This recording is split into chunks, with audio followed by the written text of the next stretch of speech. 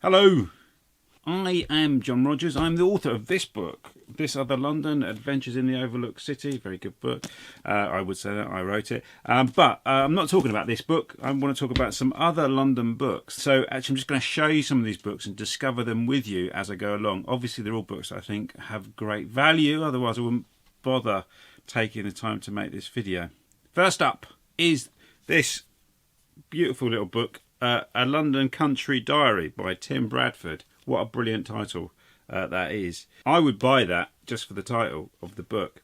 And look at this lovely little hand-drawn map on the back. Now, Tim is not only a wonderful writer, but he's also a great illustrator. If you are familiar with the football zine, When Saturday Comes, Tim's done illustration for that. He also does great little animations as well.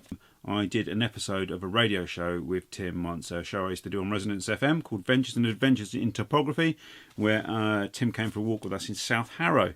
Now, Tim wrote a book called The Groundwater Diaries. That was the reason we invited him on the radio show, which really, I think, is partly responsible for the more recent revival in the interest of London's lost rivers.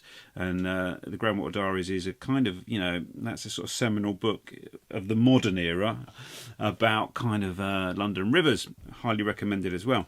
But this book, A London Country Diary, well, what is it? Let's have a look. Let's have a look together. I'm just going to randomly, rather than sort of pick a bit out in a kind of contrived manner, I'm going to randomly pick a thing out. Basically, these are Tim's kind of notes, I think. This is like Tim's notebook from wandering around London. I think it's particularly based around North London and the area around Stoke Newington, up to sort of Highbury. And it's an area I know very well. And this, particularly for me, I mean, this is a really special book. I know all these places very well. Brownswood Road, I used to live near there at one point. Canonbury, I was up there the other night actually.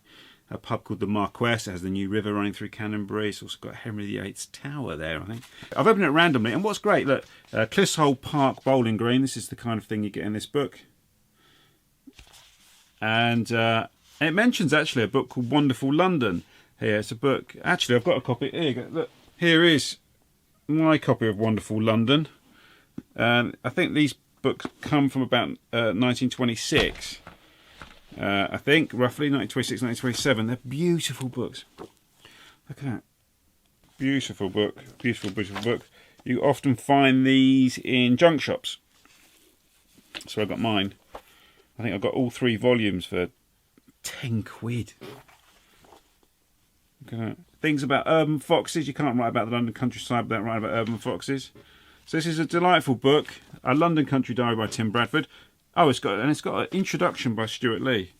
Yeah, it's exactly the kind of book that really deserves to get kind of battered and dog-eared at the bottom of your bag from your wanderings around London, and probably dropped in a stream somewhere. I don't know what would have been an appropriate stream. Nothing as kind of ferocious as the Lee, but maybe something like the more gentle kind of backwaters of the Roding, the Aldersbrook, for example.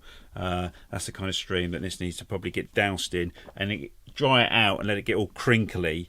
And I think that's really what this book is destined for. In fact, actually, maybe that's what I should go and do with it now before I give it a more thorough read. Next up is this book, A London Year, and it's edited by, compiled, I should say, by Travis Elborough and Nick Renison. And again, this is a beautiful book, just recently come out in paperback. And essentially, it's 365 days of journals, diaries and letters. So basically for each day of the year you can find something that's been written by usually a literary or a historical figure relating to that day. Shall we see what is written for today? 7th of May, a thorough exploration of St. Paul's, written by Anne Chalmers in her journals of 1830. And also there is Pink Tulips at the Ritz from Charles Ritchie in his 1944 diary, which I think sometimes wartime diaries are very poignant recollections of London. There's a wonderful book called The Virgin of Aldermanbury, which I have downstairs. I'm not going to go down and get it now.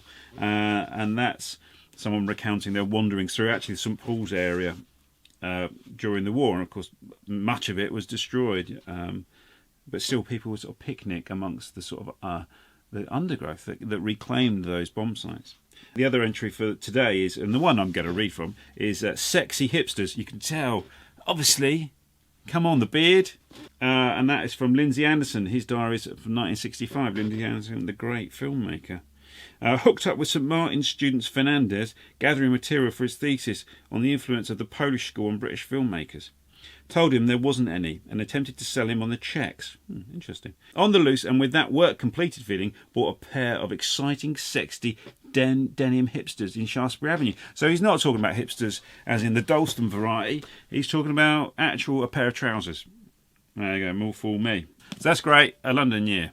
Fantastic. Highly recommended. Thank you for watching that roundup of London books. I'll probably do some more of these. In the spirit of YouTube, subscribe to the channel so you'll get an email the next time I decide to sit down and waffle into this camera, probably about some books, probably about London. I've got some videos. I do videos when I'm wandering around London, little sort of like diaries of my walks. I've got one that I'm cutting at the moment about a brilliant walk that I did from Ealing, snaked down through Boston Manor, and then made my way out to Hayes. It was over the Easter holiday, and it was a fantastic walk. I just need to get my rear end in gear and actually start cutting it.